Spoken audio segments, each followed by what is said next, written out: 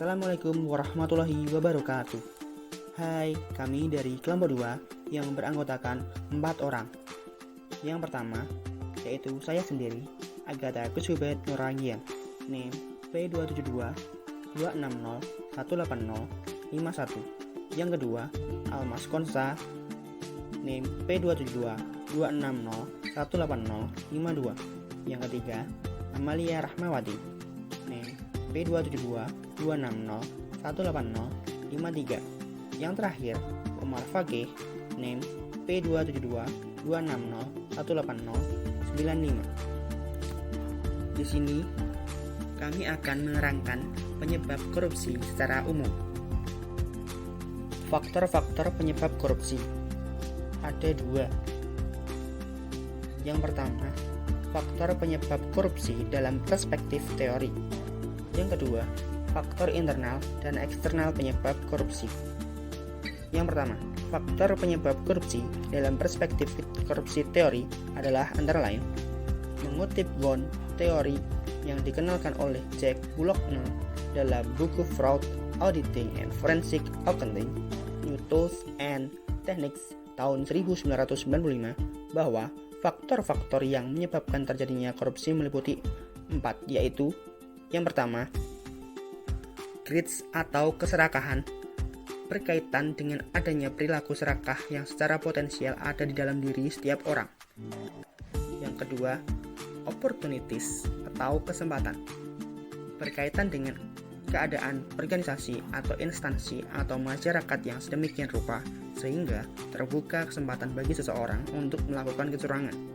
Yang ketiga, needs kebutuhan berkaitan dengan faktor-faktor yang dibutuhkan oleh individu-individu untuk menunjang hidupnya yang wajar. Yang terakhir dan keempat, exposures atau penguapan berkaitan dengan tindakan atau konsekuensi yang dihadapi oleh pelaku kecurangan apabila pelaku ditemukan melakukan kecurangan. Faktor internal. Faktor internal merupakan faktor yang berasal dari dalam diri seseorang. Yang pertama, aspek perilaku individu. Terdapat beberapa sifat perilaku individu. Ini terdapat 3. Yang pertama, sifat tamak atau rakus manusia. Korupsi yang dilakukan bukan karena kebutuhan primer, yaitu kebutuhan pangan. Pelakunya adalah orang yang berkecukupan, tetapi memiliki sifat tamak, rakus, mempunyai hasrat memperkaya diri sendiri. Yang kedua, moral yang kurang kuat. Orang yang moralnya kurang kuat mudah tergoda untuk melakukan tindak korupsi. Godaan bisa datang dari berbagai pengaruh di sekelilingnya, seperti atasan, rekan kerja, bawahan, atau pihak lain yang memberi kesempatan. Yang ketiga, gaya hidup yang konsumtif. Gaya hidup di kota besar mendorong seseorang untuk berperilaku konsumtif. Perilaku konsumtif yang tidak diimbangi dengan pendapatan yang sesuai menciptakan peluang bagi seseorang untuk melakukan tindak korupsi. Yang kedua dari faktor internal yaitu aspek sosial. Perilaku korupsi dapat terjadi karena dorongan keluarga. Kaum behavioris mengatakan bahwa lingkungan keluargalah yang secara kuat memberikan dorongan bagi orang untuk korupsi dan mengalahkan sifat baik seseorang yang sudah menjadi tren pribadinya. Lingkungan dalam hal ini malah memberikan dorongan dan bukan memberikan hukuman pada orang ketika ia menyalahgunakan kekuasaannya. Faktor-faktor eksternal penyebab korupsi. Yang pertama, aspek sikap masyarakat terhadap korupsi. Nilai-nilai dan budaya masyarakat yang mendukung untuk terjadinya korupsi, misalnya masyarakat menghargai seseorang karena kekayaan yang dimiliki. Masyarakat yang menganggap bahwa korban yang mengalami kerugian akibat korupsi adalah negara.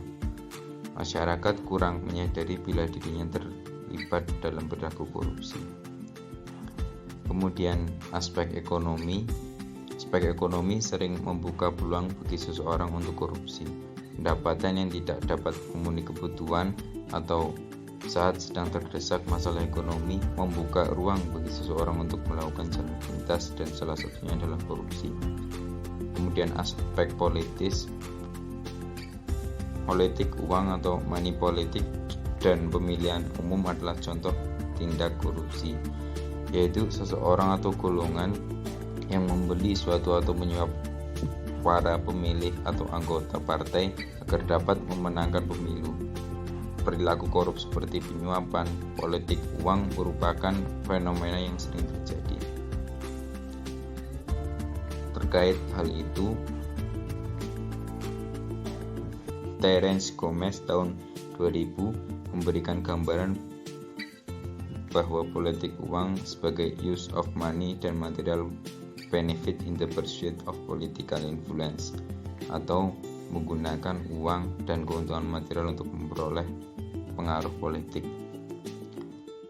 Kemudian yang terakhir ada aspek organisasi. Organisasi dalam hal ini adalah organisasi dalam arti yang luas, termasuk sistem pengorganisasian lingkungan masyarakat.